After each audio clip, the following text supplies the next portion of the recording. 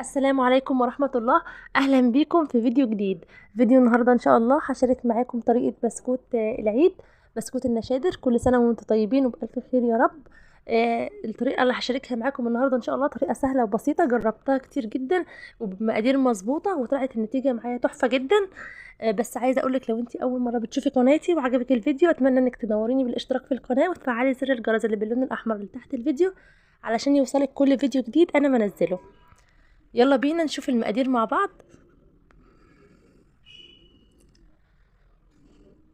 مقادير البسكوت معايا، عندي هنا كوبايتين من السمنة، اي نوع سمنة بتفضليه، وعندي كوبايتين من السكر البودرة، وعندي 4 بيضات، وعندي نص كوباية من اللبن او الحليب، وعندي كمان 3 معالق صغيرين. عندي هنا معلقة صغيرة ممسوحة من النشادر او خميرة البسكوت، وعندي معلقة صغيرة من البيكنج باودر، وكمان عندي ربع معلقة صغيرة من الملح. المقادير دي كلها انا هستخدمها لكيلو من الدقيق. هستخدم النهارده دقيق الضحى، هو دقيق متخصص لجميع الاستخدامات والوصفات، حلو جدا في عمايل الكحك والبسكوت ونواعم العيد كلها عموما، ممتاز جدا لاني جربته اكتر من مره. فكيلو الدقيق هاخد معاه المقادير اللي انا قلت لكم عليها دي كلها. اول حاجه عملتها ان انا هنخل الدقيق بتاعي. لازم في اي وصفه من وصفات الحاجات الحلوه بتاعه العيد او نواعم العيد لازم انخل الدقيق كويس جدا، حتى لو نوعه كويس وعارفه ان هو دقيق غالي ونوعه كويس لازم انخل الدقيق عشان يديني نتيجه افضل. بعد ما نخلت الدقيق بالشكل اللي قدام حضراتكم ده، انا هجيب المضرب بتاعي. ممكن على فكره تشتغلي بالمضرب اليدوي، انا عشان اوفر بس الوقت على نفسي فهبدا ان انا اشتغل بالمضرب الكهربي. اول حاجه عملتها جبت كوبايتين السمنه. طبعا السمنه هي بدرجه حراره المطبخ، انا كنت فضيت السمنه في الكوبايتين دول عشان المعيار يعني، بدرجه حراره المطبخ بالشكل اللي قدام حضراتكم ده، وضفت عليهم كوبايتين السكر البودره.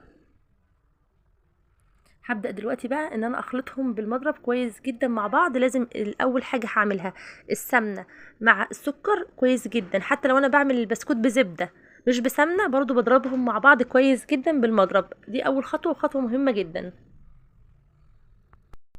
انا هنا بقى سبت المضرب كده يضرب السكر مع السمنة كويس جدا، يضربوا مع بعض. لازم اضربهم ضربه كويسه لحد ما هتشوفوا شكلهم هيتغير معايا ازاي، وهيبقى القوام بتاعهم كريمي ازاي، عشان اضمن ان السكر داب خالص. طبعا هو سكر بودره، مش السكر العادي اللي احنا بنستخدمه. بالشكل اللي قدام حضراتكم ده. انا هنا كنت بنزل السمنه اللي موجوده على الحروف بتاعه البوله بتاعه المضرب علشان تنضرب كويس كلها مع بعضها. الخطوه اللي بعد كده ان انا بجيب البيض بتاعي. انا عندي هنا الكيلو بستخدم له 4 بيضات. على فكره ممكن تستخدمي 3 بيضات برضه هتطلع النتيجه معاكي كويسه جدا، مفيش اي مشكله خالص. هضيف هنا بقى ضفت كيسين الفانيليا على ال4 بيضات بالشكل اللي قدام حضراتكم ده. وهبدأ دلوقتي انزل البيض على الخليط اللي هو بتاع السكر والسمنة مع بعض وهم بينضربوا كده. هنزل بيضة بيضة بالشكل اللي قدام حضراتكم ده. هنزل بيضة واحدة بس، وهو طبعا المضرب بيضرب. طبعا انت لو بتعمليه بايديكي او بمضرب يدوي هتبداي انك تحطي بيضه واحده. اول ما هتقلبي وتختفي معاكي بالشكل ده هنحط البيضه التانية لحد ما البيض يختفي معايا. بلاش تحطي البيض كله مره واحده. انا كده بدات بقى ان انا ايه بضيف البيض واحده واحده، وبيضرب المضرب الخليط كله مع بعضه. زي ما حضراتكم شايفين البيض بيعمل طبعا بيضيف قوام للخليط بتاع السمنه وبتاع والسكر مع بعض بالشكل ده كده. انا هنا كده خلاص خلصت البيض خلاص. الخطوه اللي بعد كده ان انا هجيب نص كوبايه من الحليب، نص كوبايه من الحليب، وهضيف عليها المعلقه بتاعه النشادر او خميره البسكوت، معلقه النشادر او خميره البسكوت، وهقلبها كويس جدا مع نص كوبايه اللبن او الحليب. هقلبها كويس خالص لحد ما تدوب معاها، وبعدين هنزل على الخليط بتاعي اللي هو ايه السمنه والسكر والبيض. وطبعا حاطه فانيليا على البيض. هبدا ان انا اقلب كله مع بعضه. بالشكل اللي قدام حضراتكم ده هيديني طبعا قوام كريمي ممتاز جدا. هكون انا جبت طبعا الدقيق اللي انا نخلته في الاول خالص، حطيت عليه معلقه من البيكنج باودر ورشه الملح، وهبدا انزل بالخليط. طبعا انا نزلت بقى بايدي هنا في الحاله دي، ما رضيتش اعجن بالعجان، وبدات ان انا اخلط الخليط كله مع بعضه كويس جدا لحد ما اتماسك العجينه، اتمسكت معايا خالص في ايدي وبقت بالشكل اللي قدام حضراتكم ده. انا حسيت ان هي خلاص لمت معايا، ما خدتش اي سوائل مني خالص، والعجينه ما شاء الله ناعمه. السمنه طبعا تخليها حلوه جدا وبتدوب في البق. هبدا بقى دلوقتي ان انا اشكل العجينه. انا عملتها في مكنه البسكوت. جبت الصينيه بتاعتي وحطيت فيها نقطه واحده بس من الزيت، دهنت الصينيه بيه، تحس ان هي مش مدهونه، لكن انا دهناها بس بنقطه واحده بس مش اكتر، لان العجينه بتاعتي فيها كوبايتين من السمنه.